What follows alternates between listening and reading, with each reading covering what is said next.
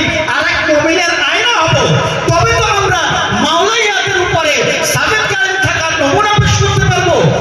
সেই জন্য আমি বলবো, আমরা ইসলাহের জন্য এসেছি এখানে, আমরা কেউ ওই জায়গাটাকে বিতর্কের জায়গায় নিয়ে যাব না। আমার ভাই দোস্ত বুজুর্গ,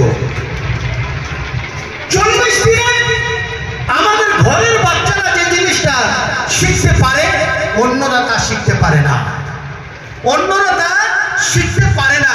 এটাই তাদের সঙ্গে আমাদের পার্থক্য। কেন না 40 দিন ধারাবাহিকভাবে আমাদের ওলামারা বিভিন্ন বিষয়ে খেতাব করেন, আর তার থেকে আমরা অধ্যয়ন করি, আমরা সেটা শুনি, আমরা সেখান থেকে শেখার চেষ্টা করি।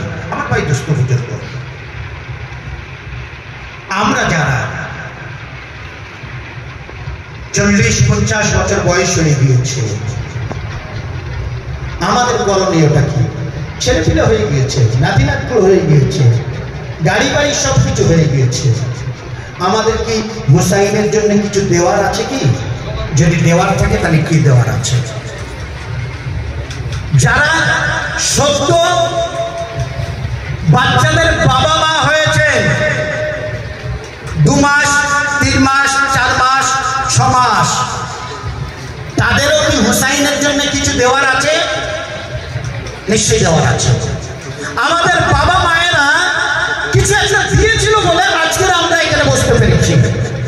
আমাদের বাবা মায়েরা হুসাইনিয়াতের বাতি জ্বালিয়েছিল বলে আজকে আমরা সেটাকে প্রজ্বলিত করতে পেরেছি।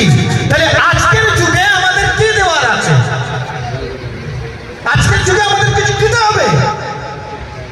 আজকের গর্ব হয় না আমাদের কাছে? শুনতে গর্ব হচ্ছে না?